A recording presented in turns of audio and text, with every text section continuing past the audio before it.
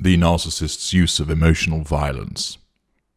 The administration of emotional violence is a key component of the application of devaluation. This devaluation may either be the sustained devaluation, which is utilized against the intimate partner, primary source, husband, wife, boyfriend, girlfriend, cohab, partner, or by way of a corrective devaluation, utilized against secondary and tertiary sources, both intimate and non-intimate. There are those of our kind who like to administer their fists and their feet. That is generally something that is habitual of the lower lesser and the middle lesser and the upper lesser type B, and particularly so when their fury has been ignited. The red mist indeed descends, and they will resort to the application of boot and knuckle. Crude, yes. Effective, invariably.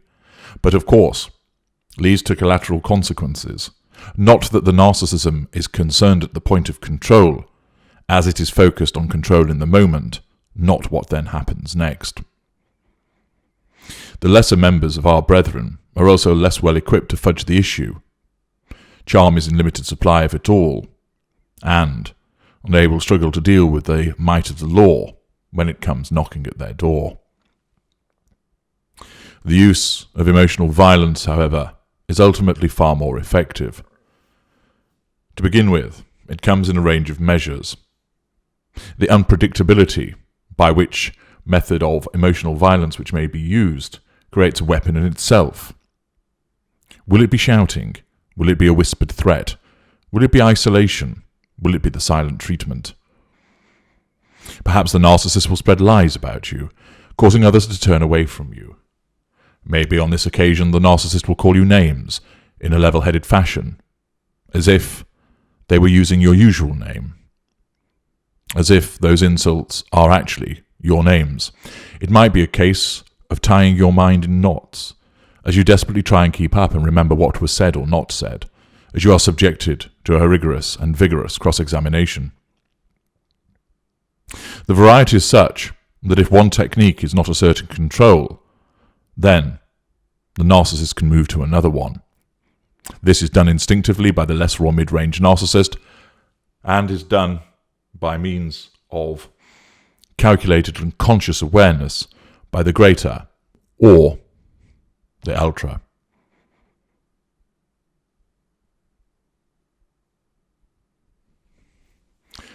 Secondly, you are somebody of emotions. In part, that is why you were selected as a victim of the narcissist. Your emotional output is greater than that of others. It varies, of course, within empaths. Those that are of the Giza cadre produce a vast emotional output. Those of the carrier, less so, but it's still there. You are not machines. You are not robots. You are in tune with your own emotions and those of other people. Some people have little emotional awareness and little emotional intelligence, so that toying with their emotions has had little effect. You, as an empathic victim, are a completely different proposition. Your increased sensitivity means that when we manipulate you and abuse you, your emotional state will provide us with an improved and enhanced outcome, namely the fuel that we desire. Thirdly, the assault on your emotions provides us with more fuel. True enough, physical, sexual and or financial abuse will indeed draw an emotional response from you. But using your own emotional state against you is a highly effective way of drawing fuel from you. Twisting your emotions, pulling them and prodding them so that you cry, become angry, plead, and become frustrated provides us with the necessary fuel, and our narcissism knows this instinctively, and where greater or ultra, of course, in a calculated manner.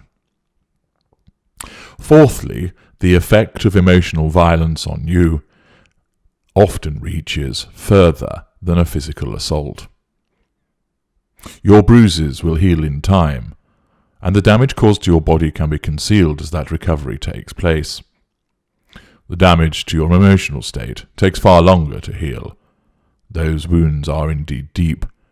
Your psyche has suffered such a battering that in some instances the damage is deep-seated and almost irreversible.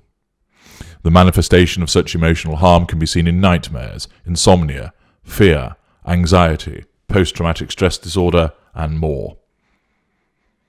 The harm is greater because we have taken hold of your emotions and we have torn them apart. Not only this, but the damage is exacerbated by reason of the fact of the following explanation as to why our narcissism causes us to inflict such emotional violence upon you. Fifthly, it is so hard to prove. The repeated degradations and denigrations will leave their mark on your emotional state, but it is harder to show and harder to link to us. A cut to your face tends to suggest that you have been struck.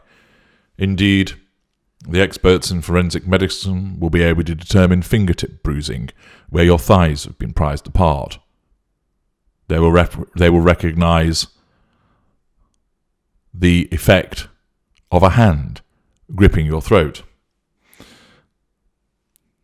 They will be able to see the presence of petechiae demonstrates the red marks around the eyes, which invariably demonstrates that a victim has been strangled.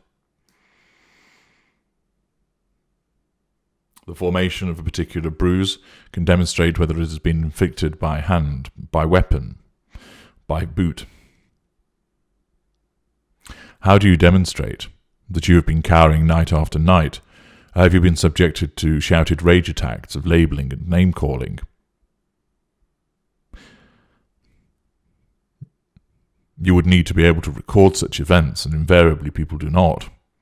They don't have the presence of mind in the moment, understandably, to do so, or their attempts to record are frustrated by their aggressor, removing the telephone, for instance, from their hand, the mobile phone being removed from them, so they cannot any longer record. Nobody else heard the tirades. You didn't record them. Often the very damage that you have suffered works against you. You present to a police officer shaking and near incoherent with fear. The narcissist tells them that you've been drinking and that you are the one with the problem. The glass of beer that the narcissist threw over you may well have dried, but it can be smelled on you. Often the narcissist will present in a calm and convincing manner, all part of assertion of control over the presenting police officers, which then throws doubt on your explanation. Nothing can be done. The police walk away since everything appears to be calm.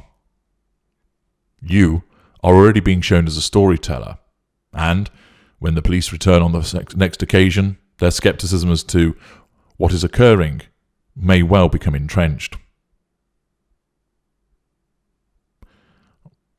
They see no evidence of an assault. They just have your story that you're being shouted at, that you're being mentally tortured. And the narcissist stands there, well-dressed, calm, convincing, explaining in supposedly sympathetic terms that my wife isn't well, and I'm sorry, officers, she does this from time to time. Hard-pressed enforcement officers, not understanding narcissism, will struggle to see through this facade. It is easier for them to see the marks on the knuckles and the marks on a face to realize that an assault has taken place. It is far harder for them to get beneath the facade, to see that the cowering, trembling individual is doing so as a consequence of the lambasted, ignited fury that has been manifested against them through rage, shouting, persecution, accusation, word salad, circular conversation, triangulation, and so forth. You are made to seem like the person who cries wolf, and this works against you. The narcissist capitalizes upon this as a consequence of the fact that you're unlikely to be believed. Bruise your face with a punch and there is evidence to question the narcissist about. Stand before someone merely crying and the picture is far from clear.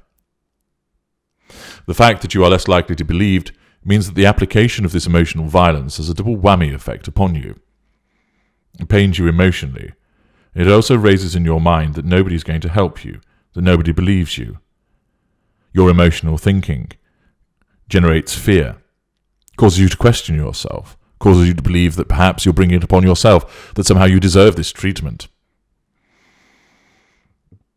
The narcissist, through the assertion of control, will pile doubt upon doubt as we gaslight you, triangulate you, spin you around, and turn you inside out, so the doubt increases. You present as the more hysterical and upset. We remain calm. Are you imagining the inference of what we are saying? Are you somehow bringing it upon yourself? Then throw fatigue into the mix, something that the narcissist likes to achieve instinctively, where lesser or mid-range, or intentionally, where greater or ultra, to make you easier to control, to cause you to erupt with more fuel. And then suddenly it becomes even harder for you to recall matters accurately and to regulate your emotional state. You may complain to friends and family about the things that have been said. The narcissist will react to this threat to control, either having got in first, or by utilizing the facade thereafter. And of course, having always behaved in a courteous, polite, and supposedly supportive way to members of your family and friends, they have been charmed into thinking that we are wonderful. Our facade does its job and seems impenetrable. The fact is, most people do not like to become in what they determine as the dirty laundry of people's relationships, and especially when they euphemize it as just a tiff. They're newlyweds, these things happen. They'll soon settle down. Most people have their own needs to attend to. The normals in particular, or as I call them, the nose-down normals, they're not bad people, but they are caught up in their own lives, and it is difficult for them to become involved in the affairs of others to any great extent. When you try to explain to people about what has happened to you, that you are the victim of this emotional violence, you explain how it manifests and how you are treated, you may say such things as, "It's not what he says, but it's the way that he says it," or "It's the way that he looks at me," or "It is what he doesn't say that frightens me," or "He just has a way of moving which makes me nervous," or "He twists what I say. It's hard to explain." See how many supposedly sympathetic responses you get, but the eyes don't believe you. People do not understand narcissism unless they have been, or rather, people do not understand the effect of the behavior of a narcissist unless they have been in it themselves. Add to this our smearing of you, and mentions, for instance, of you drinking more than usual, or needing some professional help, but you just won't see a doctor. And it's far easier for this third party to think that you are the problem, and we are just the caring and charming partner who is doing his or her best, putting up with you and your increasingly erratic behaviours. The power of emotional violence should never be underestimated. Those of you listening will no doubt have experienced its form in some manner. Emotional violence is the outcome of a lot of our manipulative behaviour. It is administered by us for the reasons that I have explained. It causes damage to you. It makes you easier to control. It causes you to provide us with fuel. And it always remains a threat that it will return in an instant in the future if you do not do what we want. This underlines the necessity of you abiding by the first golden rule of freedom, and that when you realize that you are dealing with a narcissist, that you get out and you stay out. I'm H.G. Tudor. Thank you for listening.